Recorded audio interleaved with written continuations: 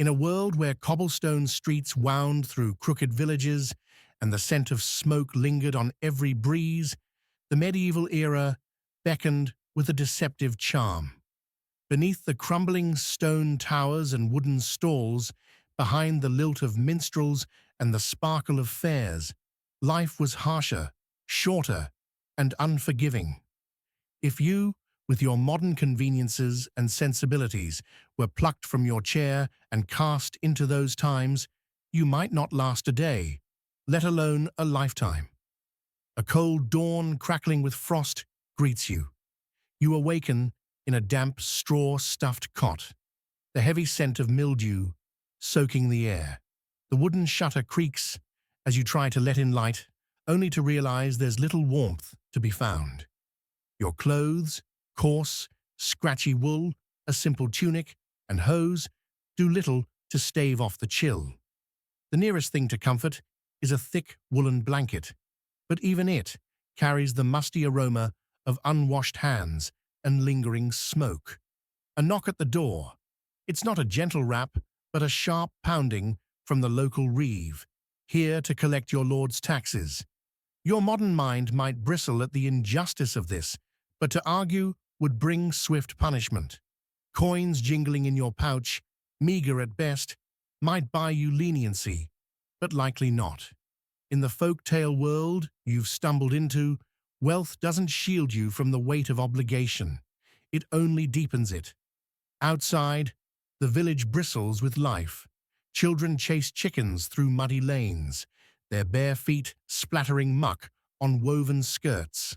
A beggar leans against the church wall, clutching a wooden bowl, mumbling a prayer under his breath. The bell tolls in the distance, calling the faithful to Mass. You might think to seek solace there, but even the church is a fortress of power. Its stone walls cold and unyielding, its Latin prayers murmured beyond your comprehension. The villagers eye you warily, strangers always stirring unease. Their faces, weathered by years of toil and hardship, offer no warmth, and the language they speak, though it shares echoes with your own, feels thick and tangled on your modern tongue. Words of trade, of fealty, of sin and salvation, all spoken with a rhythm you cannot master. You're an outsider here, and it shows. Try to find food, and you'll discover that bread is coarse, baked from a blend of rye and barley with grit that grinds between your teeth. Ale, safer than water, is served warm, cloudy with yeast, and bitter on your tongue. The idea of fresh fruit or vegetables is foreign. What's available is whatever survived the last frost, or could be stored in the root cellar. A stew of beans and salted pork simmers in a blackened pot, but meat is scarce and precious. Milk, often thin, sour, and potentially contaminated. Perhaps you'd think of hygiene, of cleanliness to keep illness at bay. The folk world of the Middle Ages has little patience for such luxuries. Bathing is rare, and the communal bathhouse, if one exists, is a cesspool of disease and gossip. Fleas and lice make themselves comfortable on every scalp and seam. The stench of unwashed bodies, of sweat and rot, weaves through the air like a dark tapestry. You, accustomed to hot showers and fragrant soaps, would struggle to bear it. The sun climbs higher, and labor calls. Whether it's the fields, the smithy, or the tannery, work is relentless.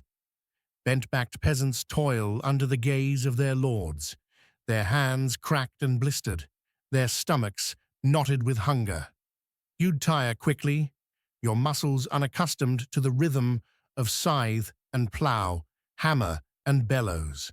Blisters would bloom on your soft hands, your legs would tremble under the weight of a day's labor, and the ache would settle deep in your bones. The idea of leisure, of rest, would seem a cruel jest. In this folktale world, the rules of justice are harsh and swift. A petty theft, a loaf of bread to feed a child, might earn you the stocks or worse. Accusations of witchcraft, often born of fear and superstition, could see you dragged before a village tribunal. There's no presumption of innocence, no right to counsel. The folk world thrives on whispers, on the sharp edge of a blade, on the silent understanding that power belongs to those who seize it. The scene shifts to nightfall. Darkness descends like a thick woolen cloak. The only light is from flickering candles or the orange glow of a hearth. The air turns colder still, and the threat of wolves, or worse, human predators, looms beyond the village boundary. Your home, if you could call it that, is secured with a crude latch, offering little more than symbolic protection. Sleep comes fitfully, interrupted by the scurry of rats, the creak of timbers, and the echo of distant howls. Illness is a constant companion. A fever could take hold overnight, and with no antibiotics or modern medicine, it might claim your life by dawn. Wounds fester, teeth rot, childbirth claims mother and child alike. You might clutch a talisman, mutter a prayer to a saint, or seek the wisdom Ossus